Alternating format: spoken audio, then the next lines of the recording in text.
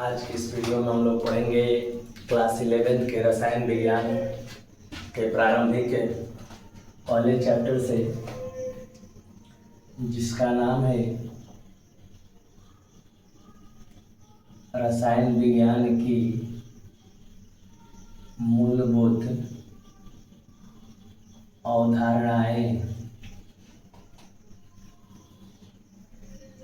अर्थात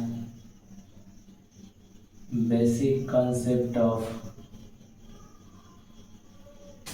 केमिस्ट्री। इस चैप्टर में हम लोग जो पहले क्लास 9, 10 की जो बेसिक जानकारियां हैं उसके बारे में हम लोग पढ़ेंगे। रसायन विज्ञान होता क्या है या कितने प्रकार का होता है, 11th क्लास में कौन कौन से चैप्टर पढ़े जाते हैं, और इसमें पदार्थ, उनकी अवस्थाएं, उनका वर्गीकरण, मोल, इलेक्ट्रॉनिक विन्यास, अलग अलग वैज्ञानिकों के द्वारा खोज करने की चीज़ें, इन सभी टॉपिकों को इस वीडियो में हम लोग पढ़ेंगे। इस वीडियो में इसके साथ साथ हम लोग ये भी देखेंगे कि हम लोग के जीवन में रसायन विज्ञान आवश्यक क्यों है। अभी तक हम लोग पढ़ते हैं कि रसायन विज्ञान केमिकल्स के बारे में पढ़ा जाता है, बट इन केमिकल्स के हमारी लाइफ में प्रयोग कहाँ है। सबसे पहले हम जानेंगे कि रसायन विज्ञान को इंग्लिश में केमिस्ट्री कहते हैं, जो कि ग्रीक वर्ड कीमिया से बना हुआ है। ग्रीक वर्ड कीमिया से बना हुआ है, जिसका समान इंग्लिश होता है कास्ट टुगेदर या फिर पुर टुगेदर। कीमिया का मतलब होता है कास्ट टुगेदर या पुर टुगेदर, अर्थात एक साथ मिलाना, अर्थात एक साथ मिलाना। तो रसायन विज्ञान में हम लोग जानते हैं कि पदार्थों को जब आपस में एक साथ मिलाया जाता है तो अभिक्रियाएं होती हैं, और अभिक्रियाओं के फलस्वरूप पदार्थ में अलग अलग प्रकार के परिवर्तन होते हैं। तो रसायन विज्ञान की एक ऐसी शाखा है जिसमें पदार्थ, उसके अंदर होने वाली क्रियाएं, उसमें होने वाले परिवर्तनों का अध्ययन किया जाता है। पदार्थ क्या है, कैसे बना है, वह समय के साथ साथ कैसे कैसे परिवर्तित होता है, उसके बीच क्या क्या परिवर्तन होता है, इन सभी चीज़ों के बारे में हम लोग इस पाठ में पढ़ेंगे। तो सबसे पहले ध्यान रखेगा कि रसायन विज्ञान का मतलब होता है एक साथ मिलाए रहना। रसायन विज्ञान को पदार्थों का विज्ञान भी कहा जाता है, क्योंकि रसायन विज्ञान में पदार्थों के बारे में ही पढ़ा जाता है, इसलिए रसायन विज्ञान को पदार्थों का विज्ञान भी कहते हैं। और चूंकि सभी जो पदार्थ होते हैं वे छोटे छोटे कणों से मिलकर बने होते हैं, जिन कणों को अणु या परमाणु कहा जाता है, जिन कणों को अणु या परमाणु कहा जाता है। तो रसायन विज्ञान का एक और परिभाषा आता है कि अणु परमाणुओं के अध्ययन को ही रसायन विज्ञान कहा जाता है। रसायन विज्ञान के जनक लेवोजियर को कहा जाता है, क्योंकि रसायन विज्ञान के बहुत सारे तथ्यों की खोज में इनकी अहम भूमिका रही है। अब हम लोग पढ़ेंगे रसायन विज्ञान के ब्रांचेस के बारे में, कि रसायन विज्ञान के अंतर्गत कौन कौन से ब्रांच होते हैं। एक बात को ध्यान देंगे कि रसायन विज्ञान का जो संबंध है बहुत सारे विज्ञानों से है, परंतु सामान्य अध्ययन के लिए जो वर्गीकृत किया जाता है, रसायन विज्ञान को 3 भागों में बांटा गया है। रसायन विज्ञान को 3 भागों में बांटा गया है। एक होता है भौतिक रसायन विज्ञान, एक होता है कार्बनिक रसायन विज्ञान, और हमारा तीसरा भाग होता है अकार्बनिक रसायन विज्ञान, physical chemistry,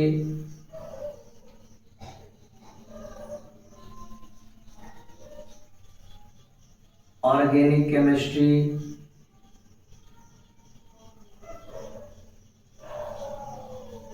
in organic chemistry. अब हम लोग सबसे पहले बात करेंगे फिजिकल केमिस्ट्री के। जैसे कि इसके नाम में ही भौतिक छुपा हुआ है, फिजिक्स। जिसके नाम में भौतिक छुपा हुआ है मतलब फिजिक्स, तो रसायन विज्ञान की वैसी शाखा जिसमें नियम सिद्धांत के बारे में अध्ययन किया जाता है कि किसका कौन सा सिद्धांत था, कौन सा नियम था। दूसरे तौर पर देखा जाए तो जिसमें भौतिक के कुछ तथ्यों का व्याख्या किया जाए, या फिर कहा जाए तो जिसमें आंकिक प्रश्नों का भंडार आपको दिखाई दे, जिसमें न्यूमेरिकल्स क्वेश्चन कुछ ज्यादा ही हो, उन्हें हम लोग क्या कहते हैं, भौतिक रसायन। इसके अंतर्गत बहुत सारे वैज्ञानिकों की खोज की क्रियाएं, उनमें कमियां, उनके अंदर होने वाले परिवर्तनों के बारे में अध्ययन करेंगे। सेकंड है कार्बनिक रसायन। इसके नाम से ही है कि कार्बन मतलब रसायन विज्ञान की वैसी शाखा जिसमें कार्बन और उससे बनने वाले यौगिकों का अध्ययन किया जाता है, उसे कार्बनिक रसायन कहते हैं। उसके बाद अकार्बनिक मतलब जिसमें कार्बन न हो, कार्बन के अलावे अन्य तत्वों के यौगिकों के अध्ययन को हम लोग कहते हैं अकार्बनिक यौगिक। सामान्य तौर पर देखा जाए तो पृथ्वी के अंदर सतह से प्राप्त किए जाने वाले पदार्थों का अध्ययन ही कहलाता है अकार्बनिक रसायन। अब इसके बाद इन परिभाषाओं के बाद हम लोग आते हैं विषय सूची पर कि हमें रसायन विज्ञान में क्या क्या पढ़ने हैं।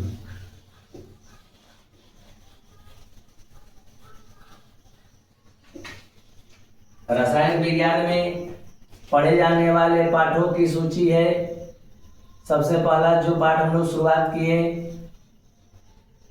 हमारे दैनिक जीवन में रसायन, दूसरा है परमाणु संरचना, तीसरा है तत्वों का आवर्ती वर्गीकरण, चौथा पाठ है हाइड्रोजन, पांचवा पाठ है रासायनिक एवं आणविक संरचना, छह पाठ है पदार्थ की अवस्था, जिसमें हम लोग सिर्फ पढ़ेंगे द्रव एवं गैस के बारे में, क्योंकि पदार्थ की ठोस अवस्था का अध्ययन 12th क्लास के पहले चैप्टर में करना है। 7 पार्ट है ऊष्मागतिकी, 8 साम्य अवस्था, 9 एस ब्लॉक के तत्व, 10 पी ब्लॉक के तत्व। पी ब्लॉक के तत्व हम लोग सिर्फ वर्ग 13 और वर्ग 14 के बारे में पढ़ेंगे। उसके बाद पी ब्लॉक के तत्वों के बाद ऑक्सीकरण एवं अवकरण अर्थात रेडॉक्स,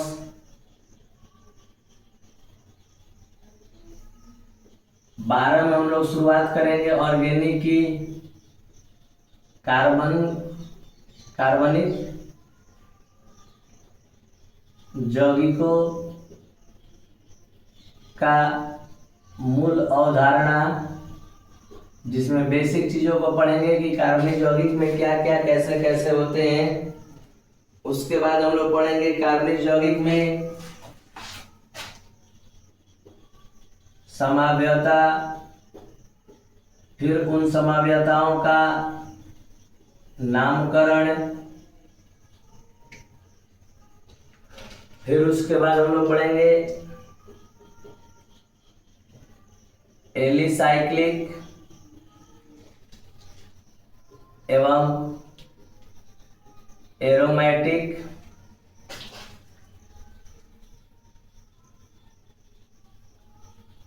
हाइड्रोकार्बन,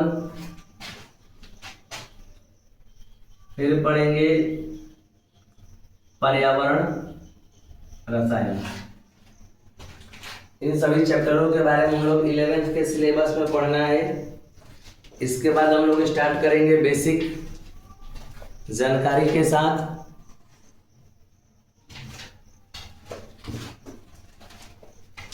जिसमें हमारा है पदार्थ।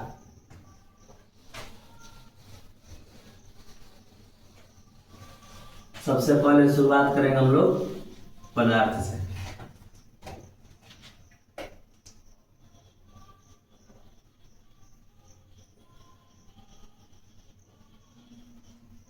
मैटर। पदार्थ सामान्य तौर पे कहा जाए तो जिसे हम लोग देख पाते हैं, जो अवरोध उत्पन्न करता है, जिनमें द्रव्यमान होता है, और एक सरल लाइनों में कहा जाए तो जिन्हें हम अपने ज्ञान इंद्रियों के द्वारा अनुभव भी कर सकें, उन सभी को पदार्थ कहते हैं।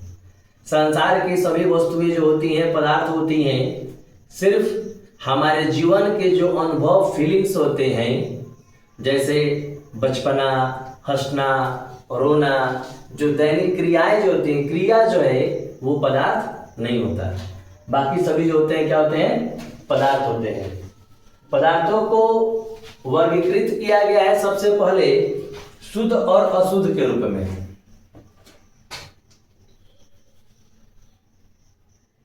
ऐसे देखा जाए तो पदार्थ को एक उनके अवस्था के आधार पर और एक गुण के आधार पर वर्गीकृत किया है। अवस्था के आधार पर ठोस, द्रव, गैस,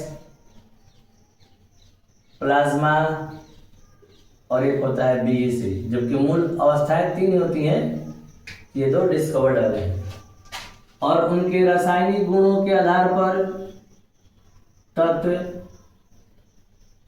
यौगिक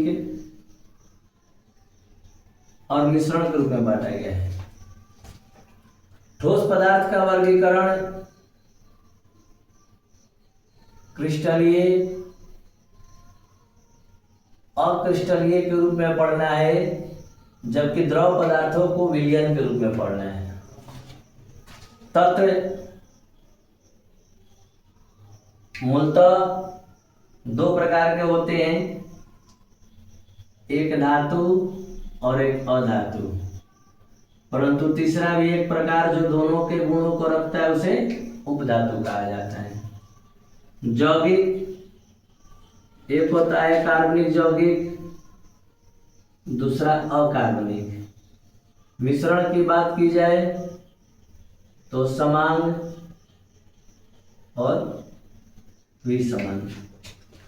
अब इन सभी तथ्यों के बारे में थोड़े थोड़े टर्म में हम लोग पढ़ना चालू करेंगे कि आखिर ये होते क्या हैं। ठीक है।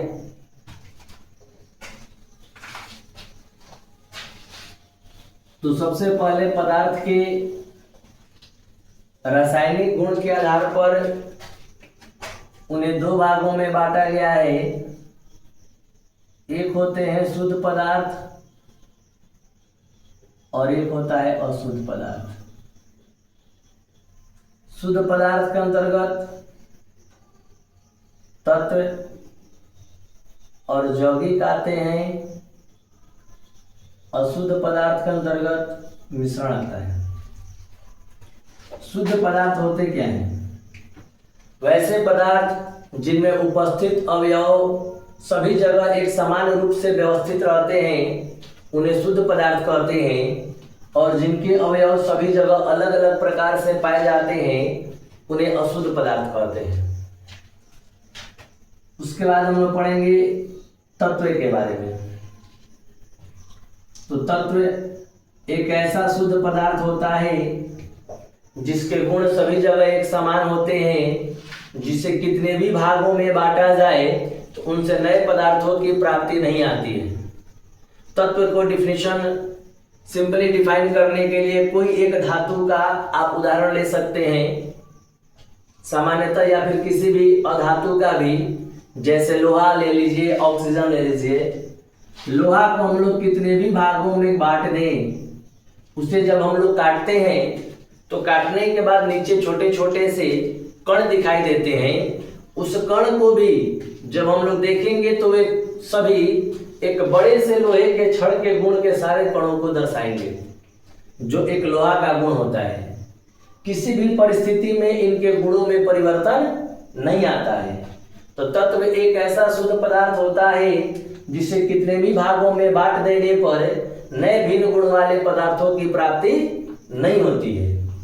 वही बात की जाए यौगिक की, तो यौगिक एक ऐसा शुद्ध पदार्थ होता है जिसमें दो या दो से अधिक पदार्थ भार के विचार से एक निश्चित अनुपात में पाए जाते हैं। जब यौगिक का निर्माण होता है तो इनके गुण सभी जगह एक समान होते हैं। जैसे जल एक प्रकार का यौगिक है। यदि आप किसी पात्र में जल को ले लेते हैं तो वह ऊपरी सतह हो या नीचे का सतह हो, सभी जगहों पर, सभी सतहों पर उसका गुण हमेशा एक समान रहता है। दूसरे शब्दों में यौगिक की एक पहचान करने की तरीका है कि जिन रासायनिक पदार्थों के सूत्र होते हैं वे लगभग सभी यौगिक होते हैं। और वही बात की जाए मिश्रण की, तो मिश्रण एक अशुद्ध पदार्थ है जिसमें पदार्थों को किसी भी अनुपात में मिला दिया जाता है। सामान्यतः देखा जाए तो मिश्रणीय पदार्थों का कोई रासायनिक सूत्र नहीं होता, जैसे दूध, स्याही, इन सभी पदार्थों के रासायनिक सूत्र नहीं होते। अब तत्वों के प्रकार के बारे में हम लोग अगले वीडियो में पढ़ेंगे।